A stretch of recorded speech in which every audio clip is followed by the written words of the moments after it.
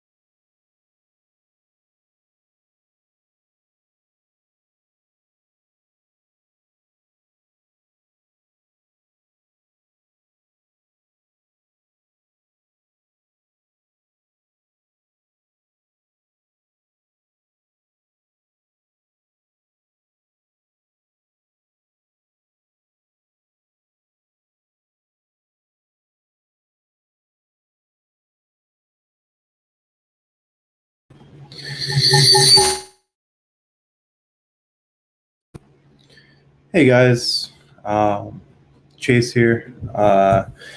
Just give us a few minutes and we'll probably start around 11:30ish. Yeah, 11:25, depending on. You said 11:15. Okay, 11:15, depending on who's all here by then. So just hang tight. We're getting everyone added to the server and everything. So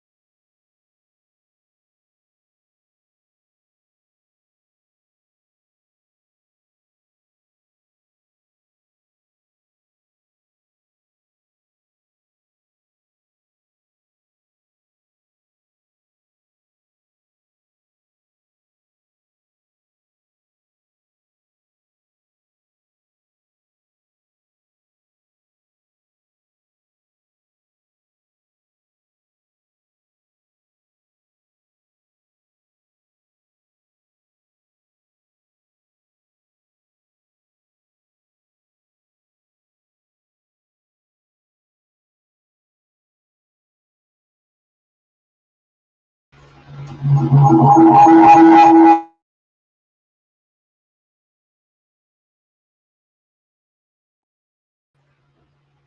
everyone. So I'm gonna go ahead and get started with the box called Nibbles by Mr. Ben. So whenever I am doing any hacked boxes, I usually will set up an Etsy host, like the IP associated with the box name, so it's just easier to kind of navigate to everything. So I'm going to share my screen.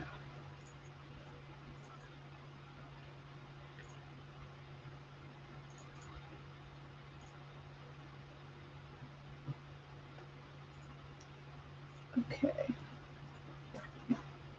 Okay, so like I said, we're going to be doing nibbles. So the first thing that we want to make sure that we are able to actually connect to the box. So if you want to just ping it. So we can. So we're good there. So now we can do just a simple nmap scan to kind of enumerate the ports that are open on this box. So this is usually this scan I will do. So this is, instead of me having the IP, like I was saying, I'm just entering in the name that I associated with that host. So the actual host name, or not host name, the actual IP is 10.10.75. So you're welcome to do it that way too if you want to.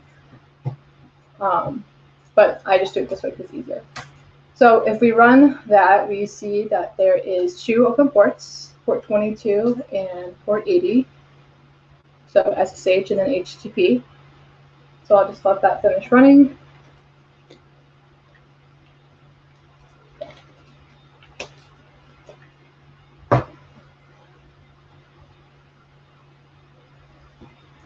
And it's going to be running through all the ports. I usually always do that just in case that there's like any weird ports with any of the boxes that we do.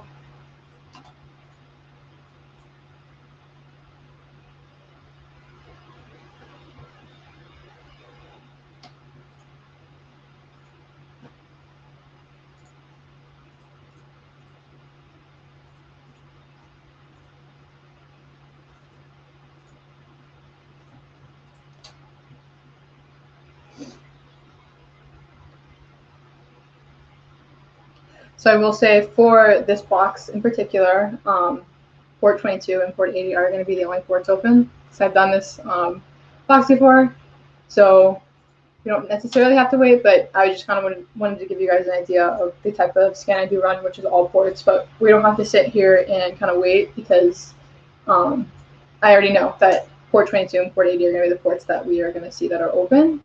So usually whenever I see port 80 open, first thing I'll do is navigate to it in the browser, which I already did right here. So let me just X these out. So you just see hello world. So you're kind of like, okay. And so if we want to kind of see what's on this host pathwise on the web server, we can enumerate that by using a tool called GoBuster. So let me just copy this command out.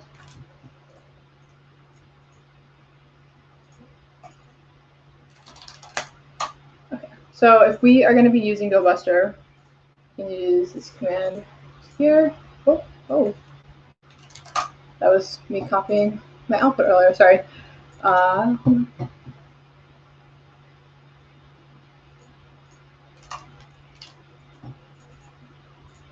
Here we go. Okay, so GoBuster dir, and this is the URL. This is the word list we're going to be using. I always use seclist as word list in the comment.txt. And then I always try to look for these extensions. And then usually I'll add a few others if needed, if nothing like really comes back. So I'll also add this pipe and then tee out the output for GoBuster.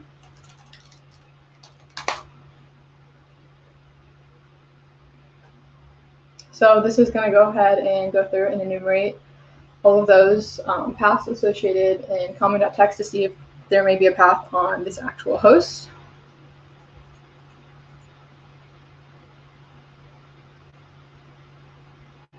I personally really like GoBuster. I used to use Derb a lot, but GoBuster, I feel like it has better options to be able to use, and the output is a lot cleaner.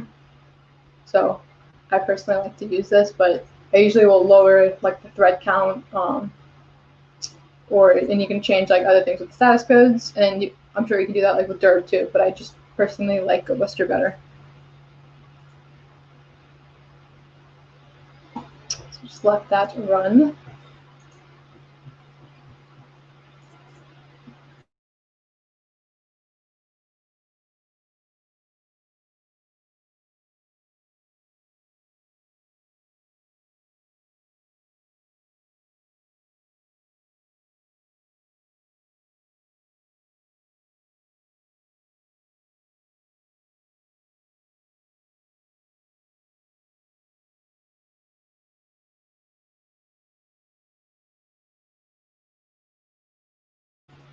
So while this is still running, it's almost done, I can just go back to show you kind of what got outputted from the in-map scan we did run. So like I said, 22 and 80. So for the 80, it's an Apache web server, and then it's just a SSH for port 22. So 80 is going to be our main focus today when we're going through the box. And this is about to be completed. So we can see some of these paths coming in, like index.html. So if we try to go see like what is on /index.html, it's still like the same thing. So whenever I was doing this, I was like, well, like, let me see. I always check like page sources to see if there's like any hidden information in there. And sure enough, there is. So there is a directory called Nibble blog, and it's like saying nothing interesting there. So there's obviously something interested there. So if we go to Nibble blog, it is going to show like all this stuff. So Nibble blog is a type of blog platform, and so we kind of want to see from here what version this what version of Nibbles that they're using. So if we run GoBuster again, but this time we're going to try to look at the actual path right here. So you can specify that path with GoBuster. So if we run this again,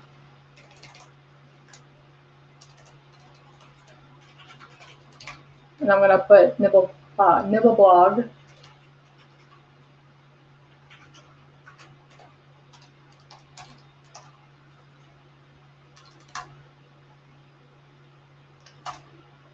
And now it's going to go through and look for paths after that actual path we just added on. So that's like another thing I like about GoBuster. So you can see a few things coming up like license.txt, readme, admin.php. So if we go to readme, so sometimes there could be the version number of whatever software is running on the web server. So, sure enough. 4.0.3. So that's the Nibble blog version, and this is just giving you kind of like information regarding the actual software or application, I'm sorry. And so this is still pulling back a lot more things. So if we go to, let's do this in here.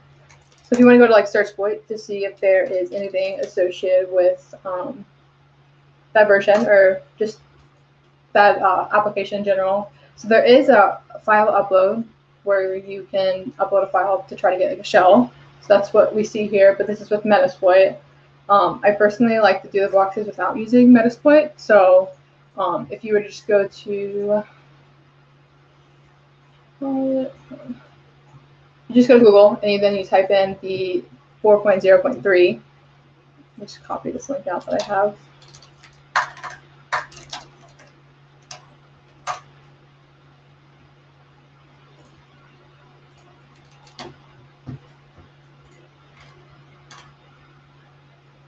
It would be, let's see, I'm looking at my other screen. It's like the first thing that comes up. If you type in on Google Nibbles 4.0.3, this packet storm thing will come up for the vulnerability for the shell upload. And if I zoom up,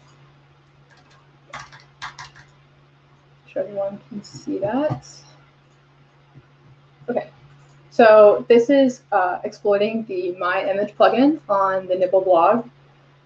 So you can upload this PHP file and then get code execution, but you do need to be able to be logged yourself. So whenever I was initially trying to get a admin user on this box, I'm almost positive, like 80% positive, if you like try to use burp, it'll cause it to like block you basically. You have to like reset the box.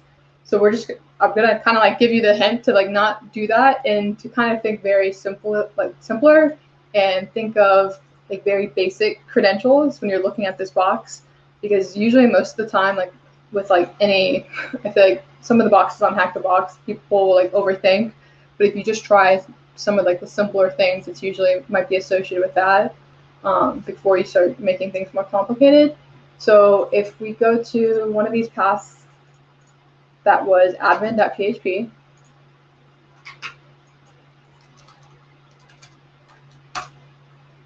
you're going to run into this login page. So what I mean when I say like a simpler way of trying to like guess credentials, like admin password, admin nibble blog, admin nibbles, admin nibble. So stuff like that, like using the name of the actual like box associated with it, or using the name of the actual application of any, and then looking up any default credentials associated with that application. So if we do admin and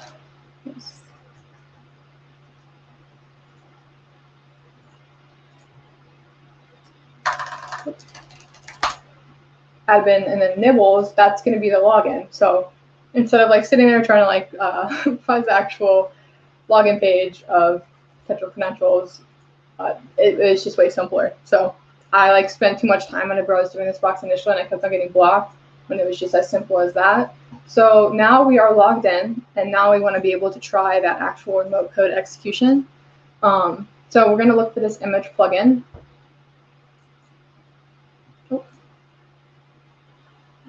Sorry, right. So it's going to be under plugins, and then you're going to go to configure. Oh, that's pages, sorry.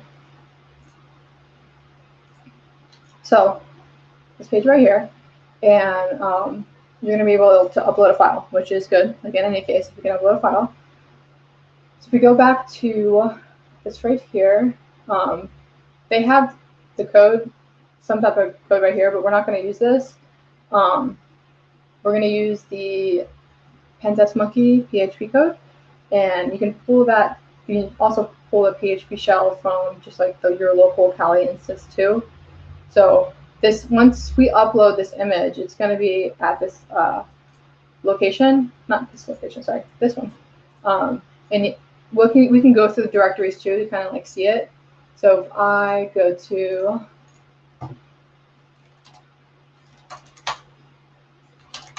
shell directory that I made, so you can pull the PHP shell from user share, web shells, PHP, and then PHP reverse shell, and then copy it. So I need to actually specify copy.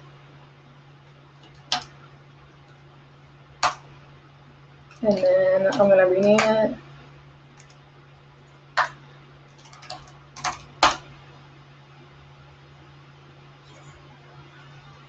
And then now we will just use gedit just real quick. Okay, so you have to change the IP that is whatever your IP is for the Hack the Box VPN. So if I go to choose this screen again, config. So mine is 10.10.14.3. So you can add that here, and then I'm going to have the listener or the port callback on port 80 instead of 1234.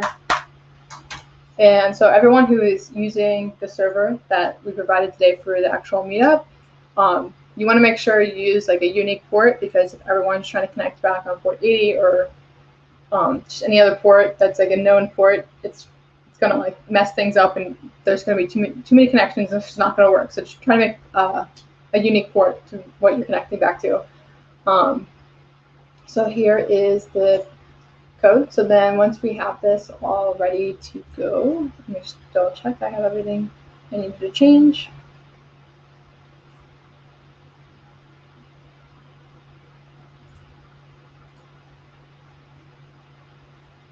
Okay. All right, so we can just save that and then exit out of it.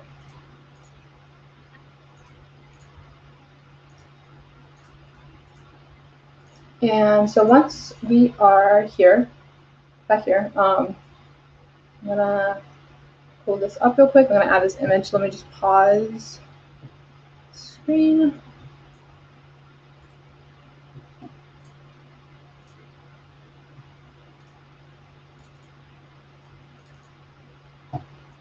Share it back.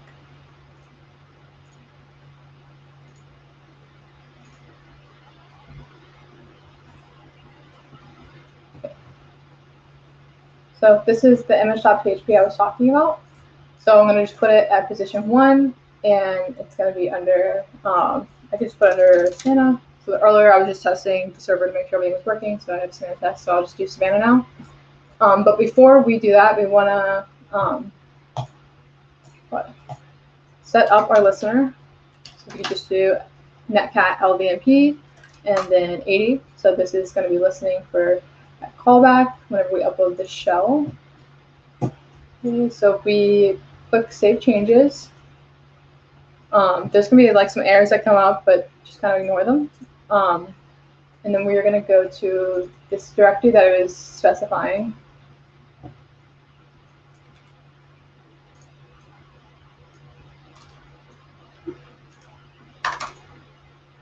And then we're going to go to the actual path. I just thought it'd be easier if I kind of like walk through each of the directories we're going to be going into. So private, plugins, and then this is the My Image plugin. And then you can see right here should be the PHP code we just uploaded. So we can test to make sure it is by actually clicking on that. So it's not going to run if you just like upload it. You have to actually go to the path of where it was uploaded for it to execute on that host. So if we click it, it's going to act like it's loading. And so it worked. So we got a connection back. And so whenever I get a shell like this, I want to upgrade it so I can have a more interactive shell. So a way to actually upgrade your shell, I'm going to pull this command, is this command right here that I'm going to type out. And upgrading your shell, it just makes things easier to where like you don't get like stuck whenever you're waiting for something to like load. And you have you can see what actual user you are, and it just gives you a lot more things to be able to do rather than being in this really like crappy shell basically. So if I do this, so you're specifying Python and you're importing the shell. And so it's going to first come up like this, nibbler at nibbles. But to actually complete the setup to upgrade the shell, you need to background this shell that we just had callback, so Control Z.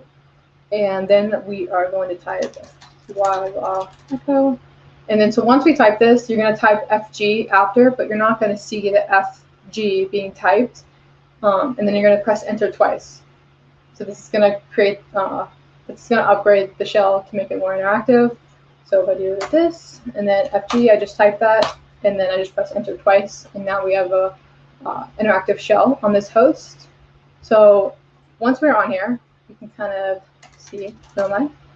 So you are nibbler. And so I wanted to go to home directory.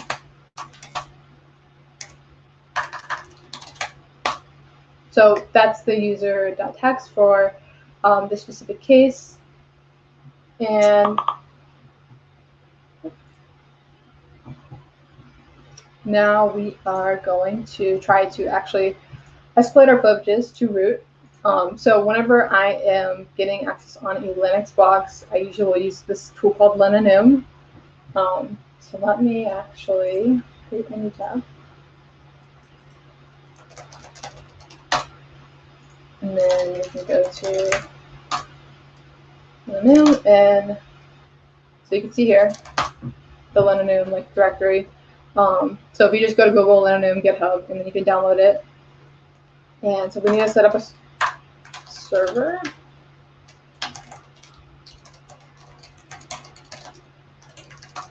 Oh.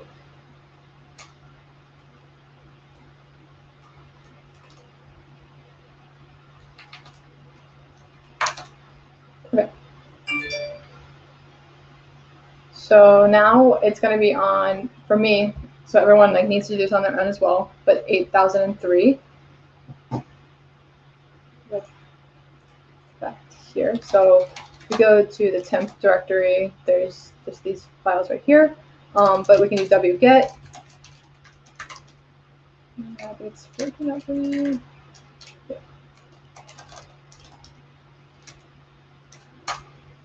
Okay, so then we just pull this file over.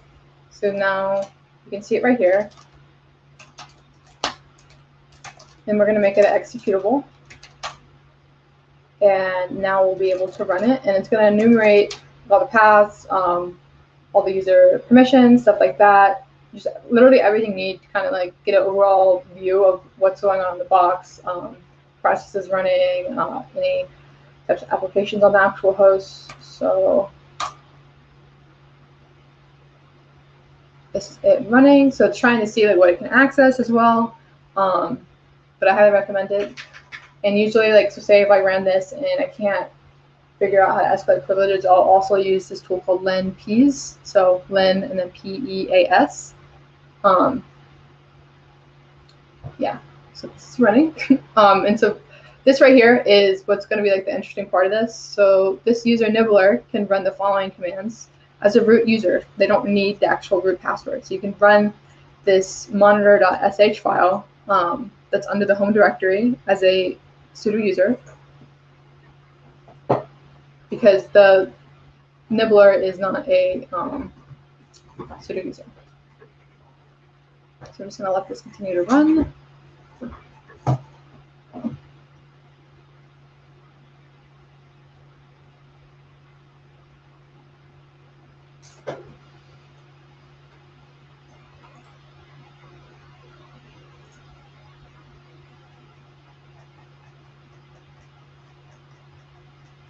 Usually it will take like a few minutes.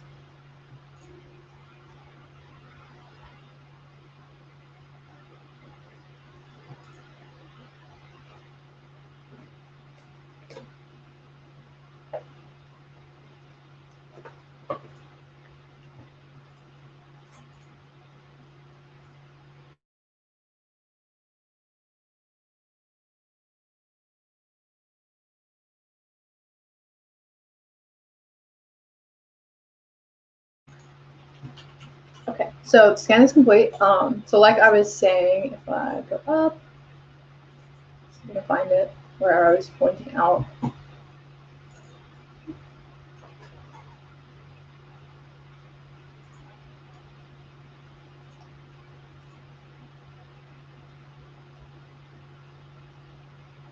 Where to go?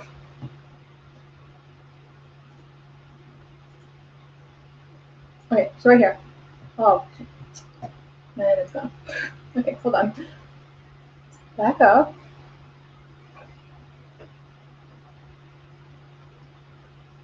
Okay, right here. So we can sudo without it supplying a password. That's what it's saying right here. So let's try to see if we can look into this Nibbler directory. So if we go back to home, there's actually a zip file, so it needs to be unzipped. So we can just do unzip. And it's going to take all these files and unzip them out. And so now we can access that actual personal. Oh, whoa, not going to do that. And so you can see the monitor.sh file. And so that's a file that we want to mess with to be able to execute as a as the root user.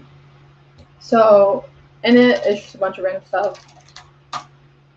We're not going to worry about that stuff because it's not really necessary to look at. But there is, so I've seen online like other people how I guess they solved like to escalate their privileges to where I think some people like catted out the root flag. But there's like always this thing I will try if, in this case, if you can kind of run a command as like a sudo user, then I'll usually try to add another user to that box itself. So I just think it's very useful because then you have an actual user in the box. So to add a user, you need to first get the actual format of what you need to add to the Etsy password file on the Linux machine. So I'm going to be creating a user named Golden, and then the password is going to be gold. So to get the actual format, you need to use this command called OpenSSL and create out this file right here. So this is saying that this is going to be the password basically of gold. So right here, and then so edit, copy this.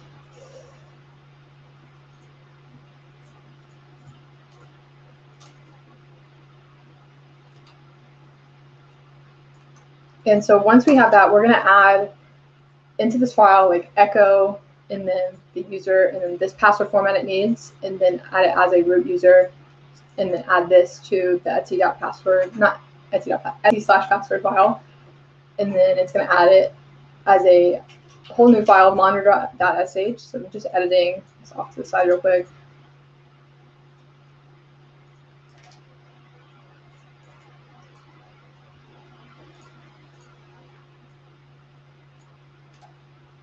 So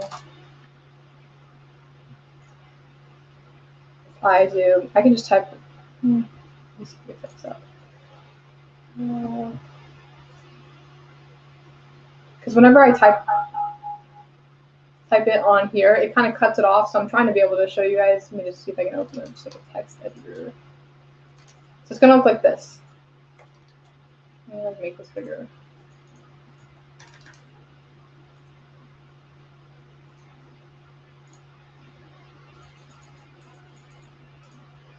Okay, so this is what's going to look like. So you're taking, once you generate out that whatever user, whatever password you want to use, in this case, I was just going to do gold to just make it easy to show you guys how I'm adding this user. So you're adding this into the monitor.sh file, and then it's going to execute that as a root user and be able to actually add that user into the password file. So let's do this. That's what I was saying. It like cuts it off, so that's why it was easier to kind of show you in the text edit. So once that's added, you can see now it's in that monitor.sh file. So now we can actually run it, and we're going to run it with sudo.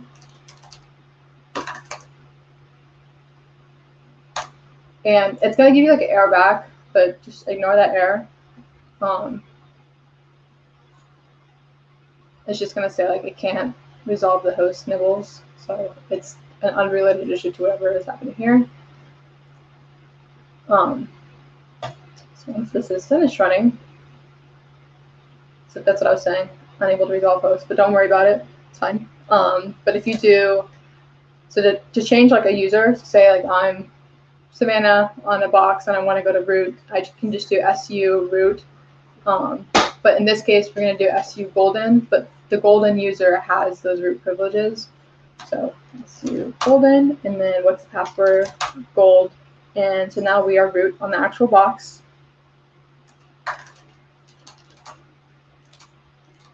And we can see the root.text.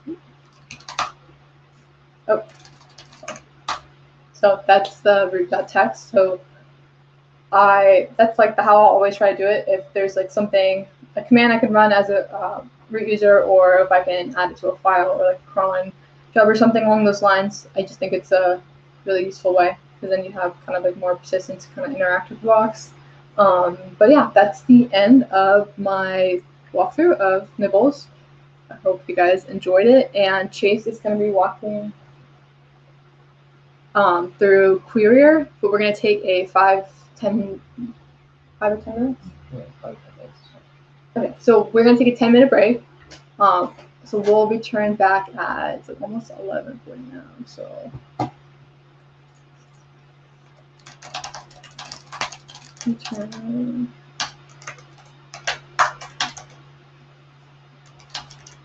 Okay, so we'll return back at 11:47 a.m. Eastern Standard Time. And I'll put this in the chat too.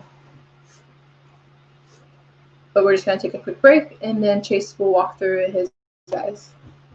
All right, so we'll see you in a few minutes.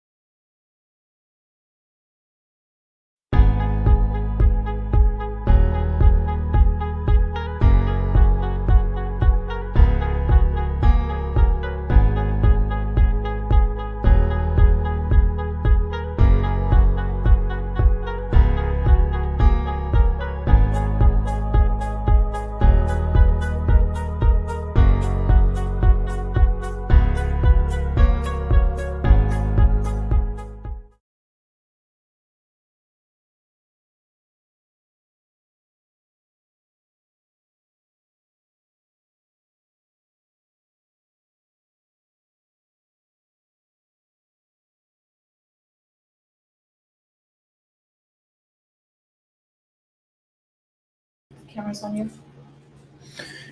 Hey guys, we are back. I'm going to be going over the box Querier. We're going to be getting user on this box. Do you want to add that? Because you don't have it on. Yeah. So I had a bunch of troubles with my VM while I was recording this video. So it's chopped into 3 different videos. So just be aware that when I'm switching videos, that's why. I had problems with like InPacket not working and things like that. So to get started here, we will be going over the box Querier. It's pretty much, you start out by enumerating an SMB share, and then from there breaking into a SQL server and finding credentials in that SQL server. So going tack the box, dedicate lab 32, and then Querier. It's a medium box here. The IP is 10.10.10.125. It's a lot of real life and enumeration apparently. So without further ado, we could just get into it here. So you're gonna first go to Hack the Box Lab Access Details and make sure you generate a connection pack so that you can connect via VPN. Make sure it says server dedicated 32. And then take that. I'm removing my old servers here, my old connection packs.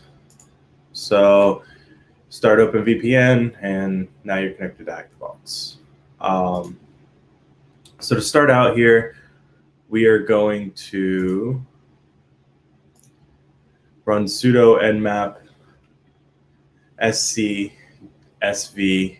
We're going to run it on all ports, and then the IP, which is 10.10.10.125.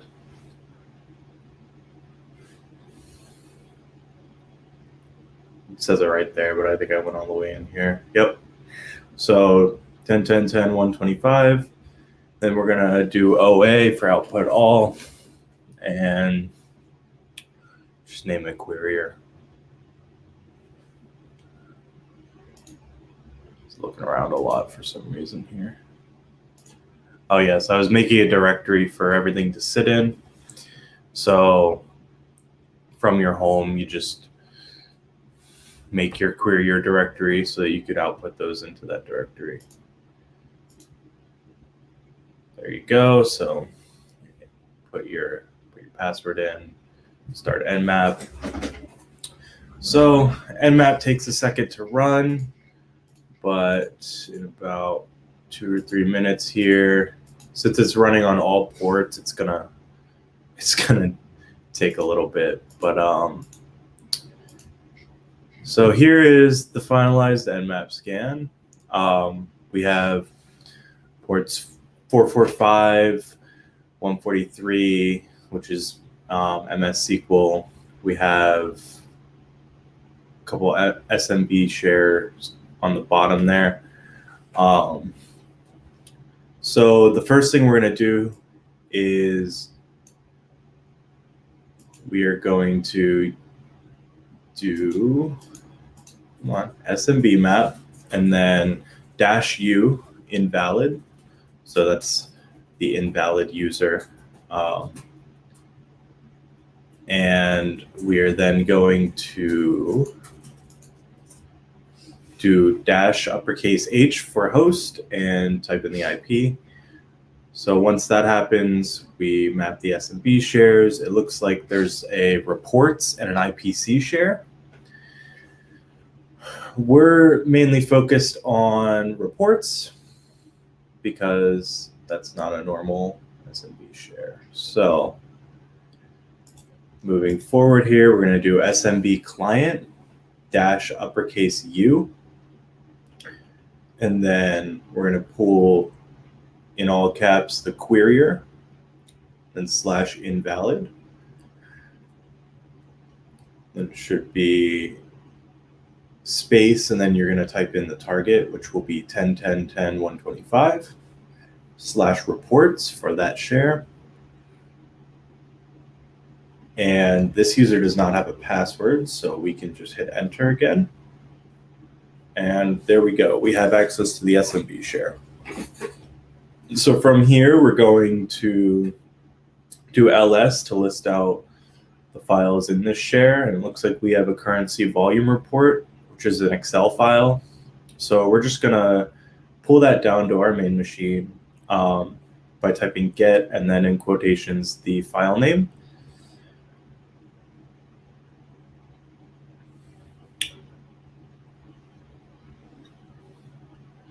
So now that that is pulled down,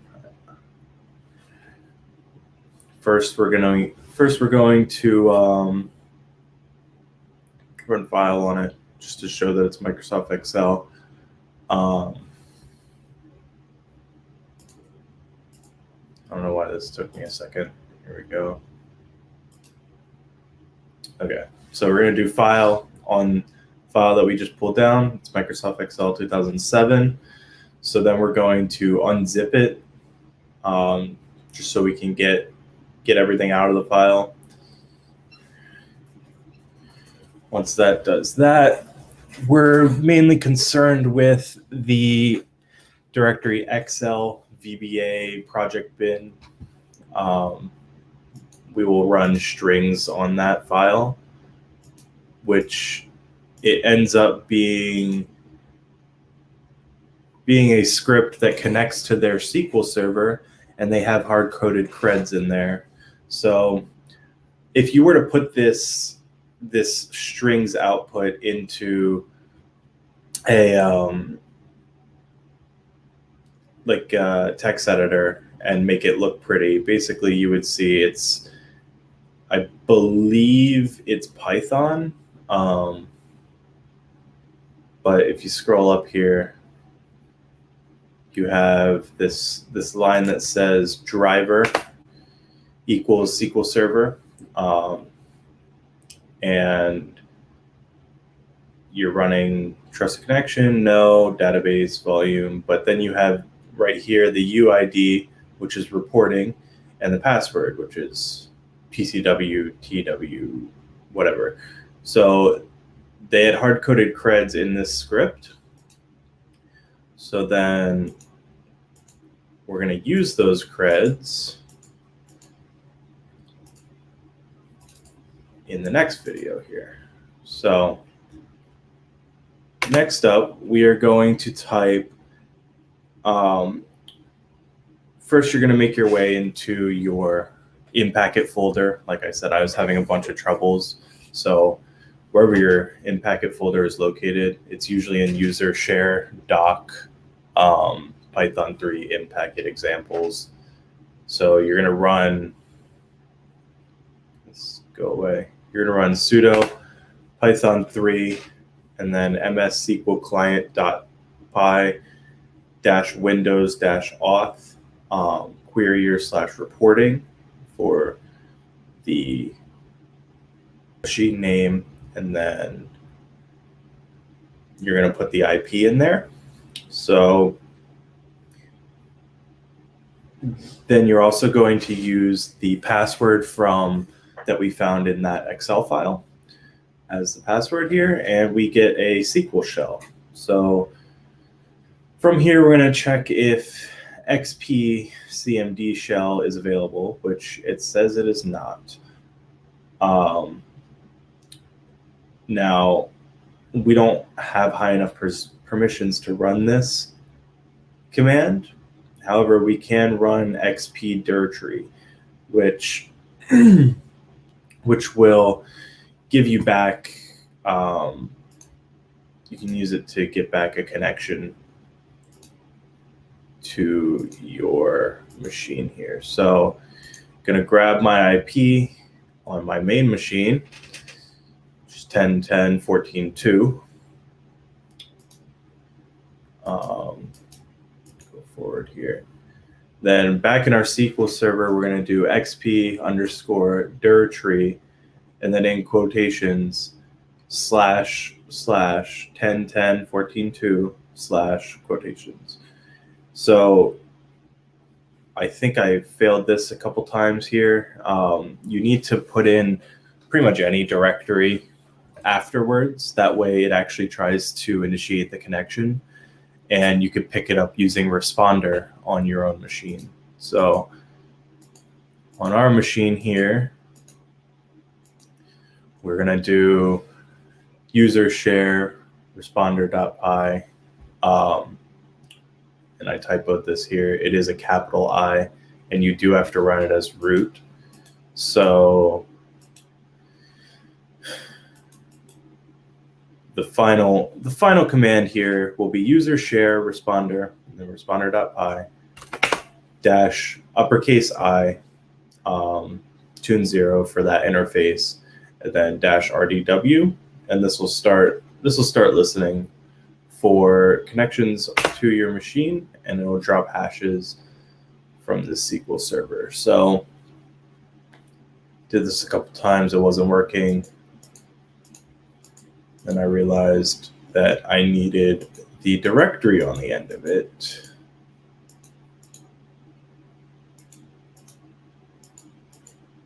So directory on the end of it, and it works. I received NTLM v2 hashes. So next up, you just take this entire hash here and put it into a file, and we're going to try and crack it with John the Ripper. So keep moving forward here, sudo nano hash.text, and then just paste the entire thing in.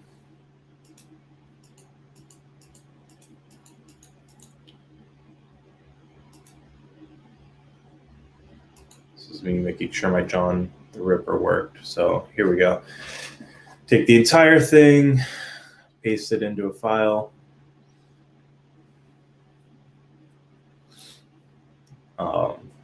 Yeah, I just removed hash.text and remade it. So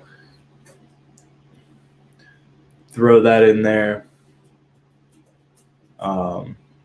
Control X to save it. Yep, and there it is. So now we're going to run sudo John. We're going to run dash W, and then that's looking for the word list. So dash W equals user share word list, and we're going to use the rocku.text. Going to run fork equals 4, and then the target, which is hash.text. So it runs it, and it does crack the hash, which is corporate 568. So that will be the password for the MS SQL-SVC user back on the SQL server. So we're going to just modify that initial command that we ran, except we are going to run it with MS SQL-SVC.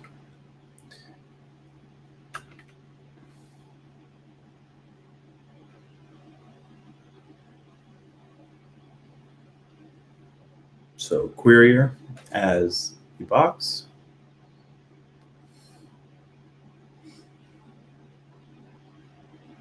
MS SQL-SVC. It asks for the password, which is corporate 568 that we just found from John the Ripper. Paste that in there, and we get another SQL shell. This time we are the MS SQL-SVC user, which has higher permissions than our initial invalid user. So it says we still are unable to run XP CMD shell, which will give us a shell basically within this SQL client. However, we can actually just configure this whatever way we want now that we have this user. So first up here, we're going to write exec and then space. That's me trying stuff. So here we go. Exec and then space SP underscore configure. And then in quotations, it needs to be double quotes. Like this is going to fail out. In quotations, you'll do show advanced options and then comma 1 semicolon. So this sets that up to be able to configure advanced options basically. And in order for it to work, you have to type in reconfigure in all caps, followed by a semicolon. So that allows us to run advanced options. And then we'll do exec sp configure. Then in quotations, now we're going to do this xp cmd shell, which will allow us to get the shell on the SQL server.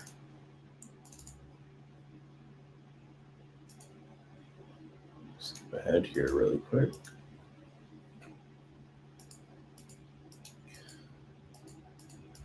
Back to where we were.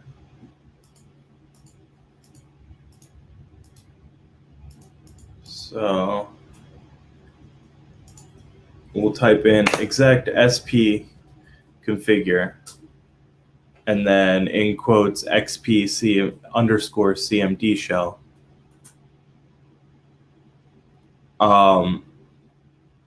Comma 1 semicolon. And then once we type that, it'll change from 0 to 1, and we'll have to type reconfigure again.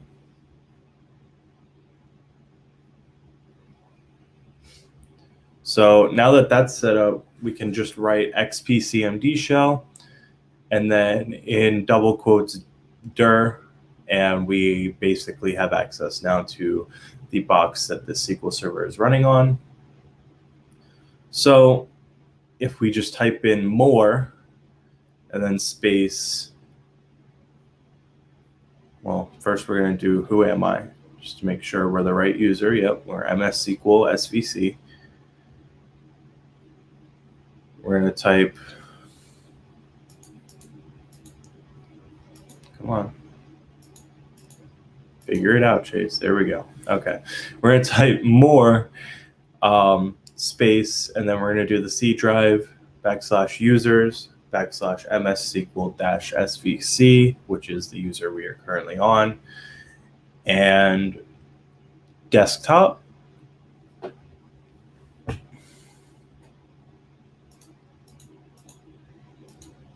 And then /user.text. And that is the user flag for the Querier box. So you just take that and, as always, throw it into hackthebox.com. Own user. Paste that hash, not corporate. Paste the hash that you just got from the box. And that'll be user on Querier. So that is the end of my walkthrough. Figured we would just leave it up to you guys to get root from here. It's not too difficult. There are some walkthroughs and things under the dedicated lab that you can watch that will show you how to get to the end and get root on this box. If you have any questions, feel free to reach out. We will be available. Or if you have any questions right now, you can reach out either on stream or on Discord, and we'll answer them here. Can you unmute yourself real quick? So thank you guys.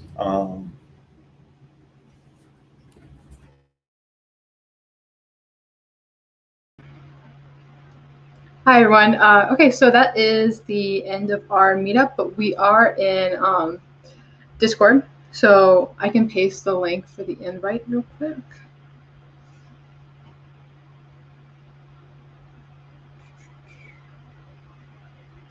Actually, let me.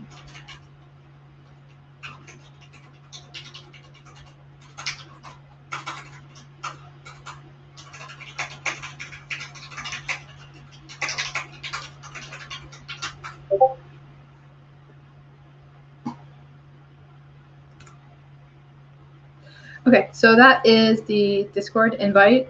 So if you guys want to ask us any questions, and we also try to keep it updated with like upcoming meetups and stuff.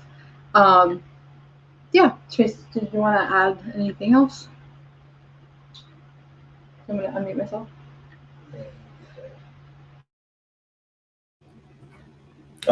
Just wanted to say happy Thanksgiving, everyone, and we know this meetup was kind of shortened, but figured there's a lot going on with holidays and family and whatnot. So thank you all for coming. We are not going to have a meetup during December because, as I said, family and holidays and whatnot, so it makes it kind of difficult. But we will be back January, and so be on the lookout for the next meetup in January 2021. Thank you all. Have a good one. Thank you.